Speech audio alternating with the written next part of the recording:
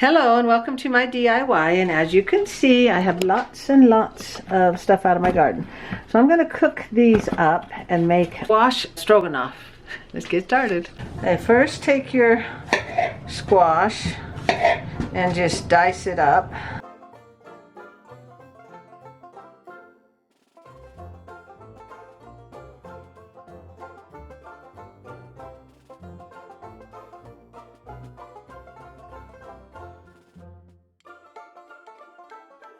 Alrighty, now put a little bit of oil in there. I use olive oil, use whatever oil you want. But you put your squash in here.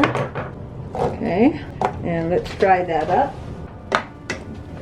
When it gets browned, I will add some onions.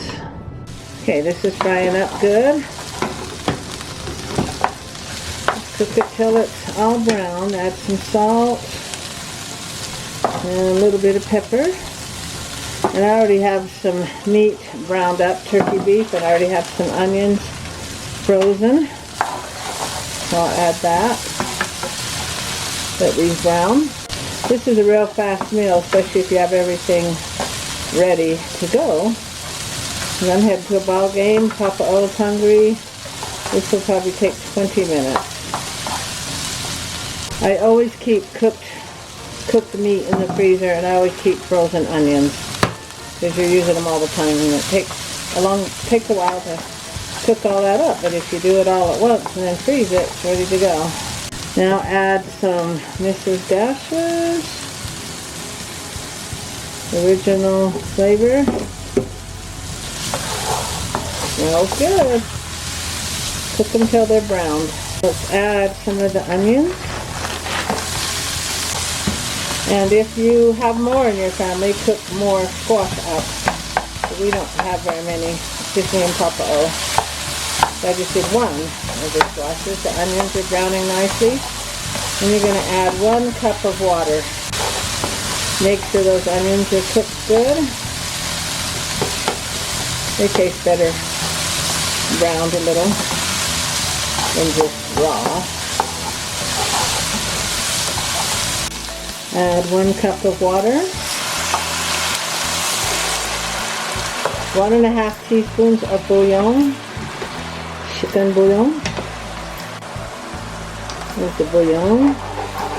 Put the meat in. Okay, turn the unit off. Put a lid on and let that simmer a bit. Let's take a look.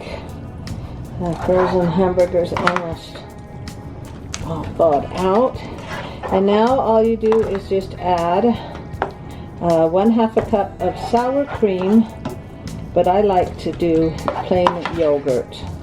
Anytime a recipe calls for sour cream, you can do yogurt if you want, but it has to be plain. And I like yogurt because the sour cream would always hurt my kids. They'd always hurt their tummies. So let's add the sour cream. I mean the yogurt, 1/2 cup. 1/2 cup of plain yogurt or sour cream.